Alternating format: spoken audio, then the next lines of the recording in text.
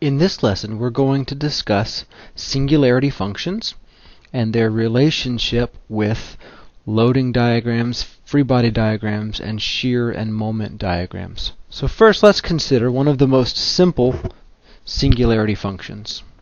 One of the most common singularity functions is known as the unit step function. And the unit step function says that the function is going to remain at 0 for a period of time. Let's say that time is a. And then at a, the function is going to switch on. And from now on, it's going to have a value of 1 from now on. Okay. So the notation that you might have seen before would look something like this. Mu of x minus a. And what this means is literally 0 for x is less than a, and 1 for x is greater than a. And just to be complete in our discussion, it's not really easy to describe exactly what happens at a. So it's 0 right until we get to a, and it's 1 from then on, but what happens right at the moment we arrive at a is a little bit of a mystery from a mathematical standpoint. Fortunately, in engineering, we deal with imperfect measurements all the time, and we never really are exactly at a anyway. So it's okay for us to kind of just leave the equal sign, the greater than or equal or the less than and equal out of it for our analysis. Okay, so this is the most common singularity function, and what I'm going to do is introduce a new way of writing this function. So now I'm going to say that this is going to be equal to a bracket x minus a raised to the 0th power. There's a reason we're doing this. This is going to allow us to start thinking about doing some math on this, specifically some calculus, taking the derivative and the integral of this step function and seeing how it does. So really the whole point of doing this is there is a singularity that occurs in the function. This function is not continuous from all the way until we get to a, it's 0. All the way after a, it's equal to 1. And it's discontinuous at x is equal to a. So this is why it's called a singularity function. It turns out that this is not the only function around. There are other singularity functions besides the step. And so I'm going to start with the step here. We'll put it kind of in the middle. And again, we're going to denote that as x minus a raised to the 0th power. I'm going to talk about a ramp function now. And we'll say that this is x minus a to the 1st power. And let me draw a little picture just to diagram what's happening here. There's the step function. So we'll say that this is a. The ramp function turns on and begins moving up. Above the step function, I'm going to put the impulse function, and it's going to be x minus a raised to the minus 1, and it looks like this. It's 0. There's a discontinuity at a, and then it's back to 0 again. And we'll do something that's called a doublet. X minus a to the minus 2nd. I don't really have a way to pictorially show that. I'm going to do this, though. I'm going to show it as an arrow. And I'll talk about what that means in just a minute. Below the ramp, let's do one more below the ramp. It's going to be the parabolic. And it's going to look like this. At a, it's going to begin a parabola, a parabolic shape occurring right there at a. So it turns out there is a relationship between these. It's probably most easy to see between the ramp and the parabolic. This formula for the parabolic, x minus a squared, excuse me, let me leave off the divided by 2.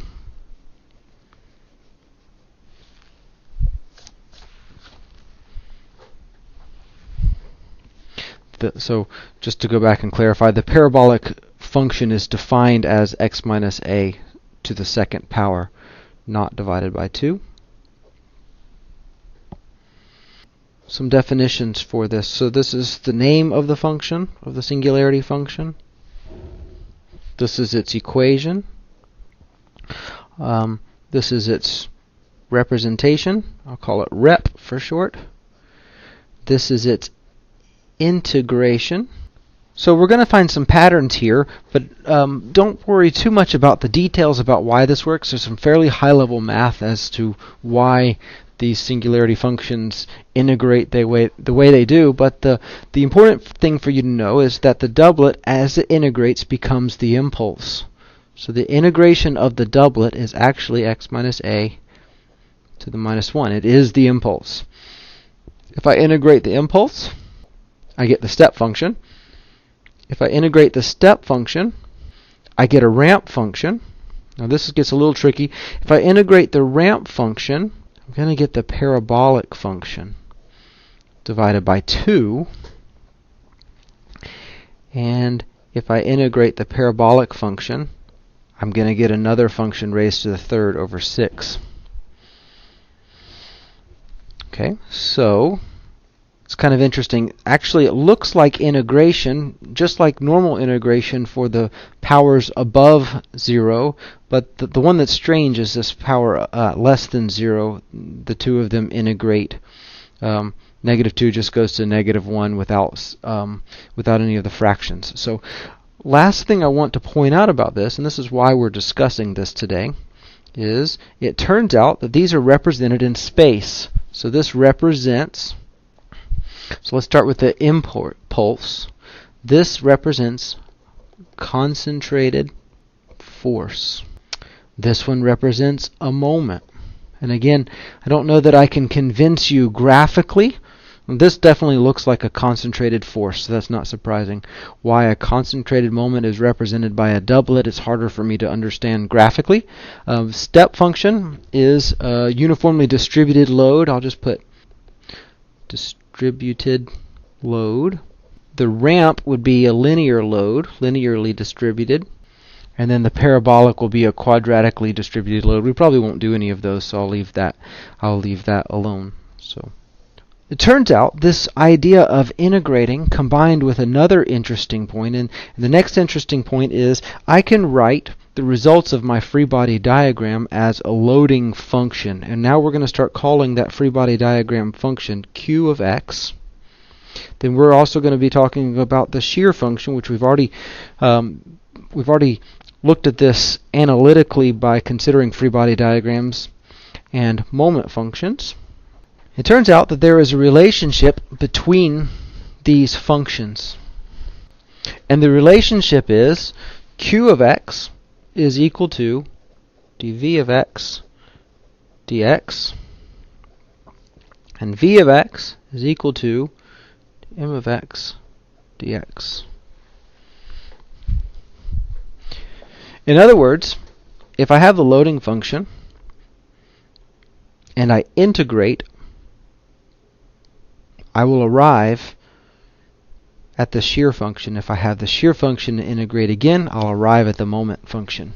This means if I were to express my free body diagram as a loading diagram, without doing analysis step by step along the way, I can go directly to shear and moment diagrams. So let's look at the example we did last time and consider how that would work.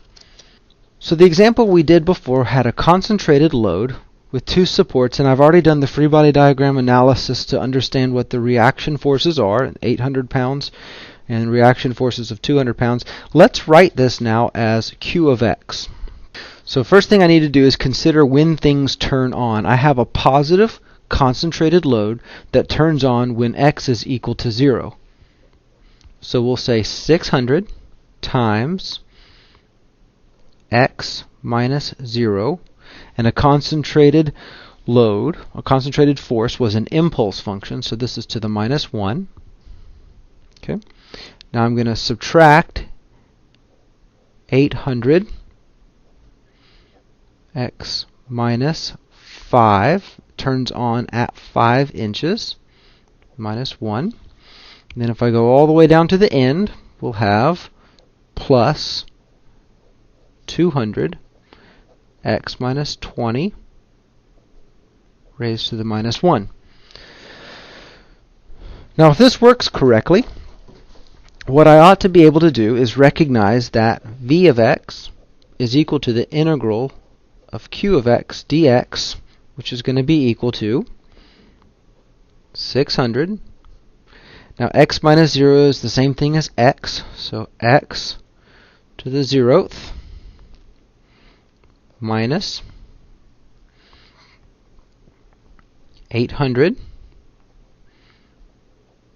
x minus 5 to the 0 power plus 200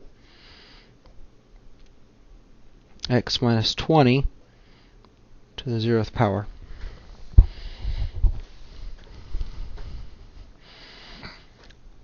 So now let's think about what this means. What this means is the 600 turns on immediately. Okay, so let's look at what this looks like. Let's say here's x.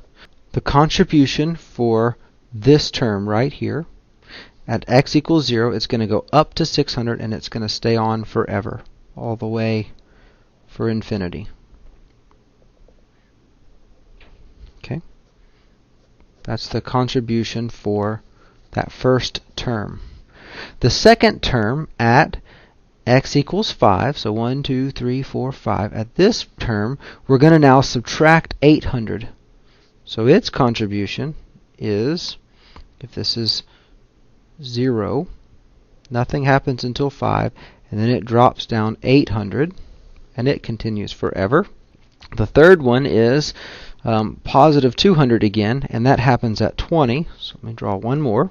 Right here at 20, this goes up, and there's its contribution. And it turns out that if you add these together, so positive 600, this is 600, minus 800, and then positive 200 here. When you sum them all together, superposition, recognizing how they're all playing with each other, what you'll get is exactly what we got before. It's going to go up to 600 at the beginning. At 5, it's going to go down 800, which will take us to minus 200. And at 20, it's going to go up 200 and stay there at 0. Okay, so our shear diagram matches exactly what we found using free body diagrams without having to consider everything else. And it looks like I'm looking back here and seeing that I didn't turn 200 on at 20. I turned it on a long time after 20, so let me fill that back in. There we go. Okay. So that's how we can get a shear diagram. Let's do the same thing for a moment diagram. Okay, so going back now and starting with the shear diagram that we just derived, and remember that m of x is the integration of v of x dx. So let's integrate this function.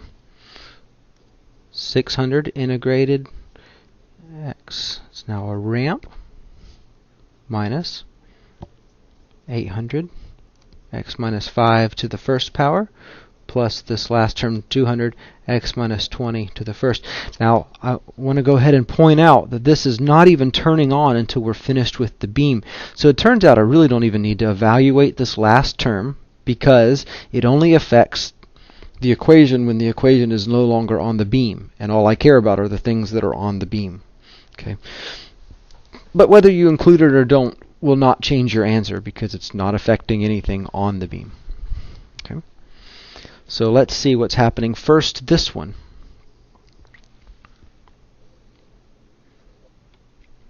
The first thing that's going to happen is right away you're going to have a ramp function that turns on immediately.